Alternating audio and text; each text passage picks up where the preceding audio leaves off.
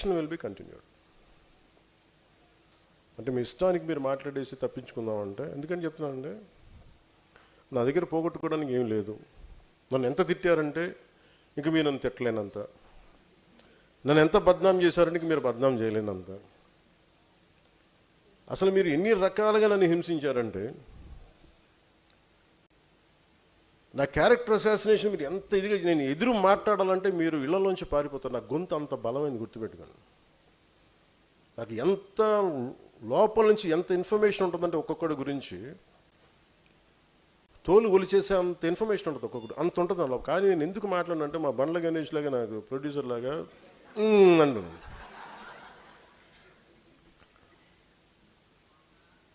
అని ఎందుకు చెప్తా అంటే, అసలు ఎంత కూడా పెట్టుకుంటూ వదిలేదు. కానీ నాకు ఇప్పుడు ఏమనిపించిందంటే, as we are building an organisation, very committed discipline organisation, మన ఫైట్ కూడా స్ట్రక్చర్డ్గా ఉండాలి. మీరు ఇక్కడ ఉన్న సాధకులందరూ చెప్తారు, మీరు స్ట్రక్చర్డ్గా ఉండాలి. మీరు ఒక సభకు వచ్చినప్పుడు మీద పడిపోయి కాకుండా యువర్ సాధక్స్, మీ ప్రవర్తన, మీ బిహేవియరే is a discipline for the party. మీరే వెన్నెముక పార్టీకి. మీరు బలంగా గట్టిగా నిలబడితే భయపడాలి అందరూ. మీరు ఒక్కొక్క 200 మందిని 100 మందిని మీరు మెంబర్షిప్ చేయగలిగారని మీరు ఎంత కదిలించి ఉండాలి, ఒక్కొక్కడిని ఎన్ని చెప్పు ఉండాలి. నేను అది గుర్తించాను మిమ్మల్ని. దాంట్లో ఒక 100 రూపాయలు 400 రూపాయలు నేను చూడాల, ఎంతమందిని మీరు కన్విన్స్ చేసిన ఇలా మాట్లాడాలి. నాదెండ్ల మనోహర్ గారి నియోజకవర్గం తెనాల్లో ఆయన టైలరింగ్ వృత్తి చేస్తారు. ఆయన పేరేంటి సార్? నాగరాజు గారు అంట. ఆయన టైలరింగ్ వృత్తి చేస్తా, పొద్దునుంచి సాయంత్రం టైలరింగ్ చేసి, సాయంత్రం ఒక 4 గంటలు అందరి ఇళ్ళకి వెళ్ళి పార్టీ సిద్ధాంతాలు చెప్పి మెంబర్షిప్ చేశాను. వాళ్ళు ఎవరు పేర్లు తెలియదు, నాకు తెలుసు వాళ్ళందరి పేర్లు. మీరు అందరూ అనుకోవచ్చు నా పక్కన ఉన్న దుర్గేష్ గారి పేరు, మనోహర్ గారు లేదు, నాకు తెలుసు. మీ అందరి పేర్లు తెలుస్తుంది నాకు. ఎందుకంటే నేను కూర్చోబెట్టి నేను చదువుతూ ఉంటాను, డేటా తెప్పించుకుంటాను. ఇలా ఉంటుంది డేటా నా దగ్గర. ఒక్కొక్కళ్ళది పేర్లు పెట్టి పిలిపించుకుంటాను. ఏం చేశారు వీళ్ళు, నేను ఎందుకు ఈ మీటింగ్ పెట్టానంటే, 2000 చేసిన వాళ్ళు పిలవాలి, 3000 చేసిన వాళ్ళు పిలవాలి, 10 చేసిన వాళ్ళు వదిలేరని నేను చెప్పాను. ప్రతి ఒక్కళ్ళని చేసిన కూడా నేను కలుస్తాను అందరినీ. ఎందుకంటే ఈరోజు నేను సంపాదించే సంపాదన మీరే. 1000 కోట్లు నాకు అవసరం లేదు, కానీ 20,000 మంది నా సాధకులు, 21 లక్షల మంది నా ఉద్యమీలు చాలు నాకు. నేను సంపాదించుకున్నది అంటే, ఒక దేశం ఒక 10 మంది ఉగ్రవాదులు కూర్చొని దేశాన్ని వణికిస్తూ ఉంటే, అలాంటిది మీరు 20,000 మంది మీరు కూర్చొని మీరు బిగిన ఒక మాట పైన ఉంటే మీరు ఎంత మార్పుని పట్టుకు రాగలరు? ఎంతని మందిని ఎలాంటి గుండాయిసనైనా కీళ్ళు కాళ్ళు వంచి మీరు కూర్చోబెట్టగలరు? మీ శక్తి మీకు తెలియదు, అంత బలంగా ఉంది. సో నాకు ఐ నీడ్ డిసిప్లిన్. ఈ మాట మాట్లాడాలి, ఎందుకు మాట్లాడతాం? ఈ మాట మాట్లాడకూడదు, ఎందుకు మాట్లాడడం? ఒక విశ్లేషకులు కూర్చోబెట్టి ఒక తప్పు మాట్లాడితే దాన్ని ఖండించాలి, ఎంతవరకు ఖండించాలి, తెగేదాకా లాక్కూడదు.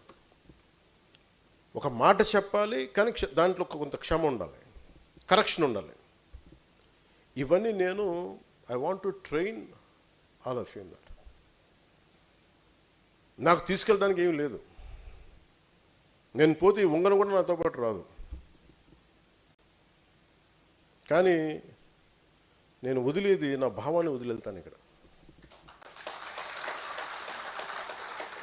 సో నేను కోరుకుంటుంది అలాంటిది. ఎందుకంటే ఏం చేస్తాను ఫైనల్గా, నేను ఈ రోజున కూర్చోబెట్టి ఈ రోజున మాట్లాడుతున్నప్పుడు, గోదావరి నది శుద్ధి గురించి మాట్లాడుతున్నప్పుడు నేను మర్చిపోవచ్చు, వెళ్ళిపోవచ్చు. కానీ మీరు ఇంట్లో బిడ్డలు ఫోన్లు చేస్తాం తల్లులకి, ఆ బిడ్డలు భవిష్యత్తుకు మంచినీళ్ళు అందించాలి, ఒక కలుషితం లేని గాలి అందించాలి.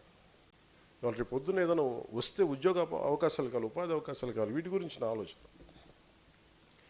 అందరూ అడుగుతారు, ప్రధానమంత్రి గారు మీకు ఏం మాట్లాడతారు, ఎందుకు వస్తారు? నేను ఇవే మాట్లాడుతున్నాను ఆయనతోటి. నేను మాట్లాడేదాలో దేశ భవిష్యత్తు గురించే మాట్లాడతాను. అంతేగాని వాళ్ళని అరెస్ట్ చేయండి సార్, మోదీ గారు వీళ్ళని మా ఆంధ్రప్రదేశ్లో ఒక మాజీ ముఖ్య ఆయన అరెస్ట్ చేయించండి సార్, అమిత్ షా గారు వాళ్ళని అరెస్ట్ చేయరా. నాకు ఎంత హాస్యాస్పదంగా ఉంటుందంటే, ఎంత సిలీగా ఉంటుందంటే, ఇంత దిగజారిపోయారేంట్రా బాబు అనుకుంటా.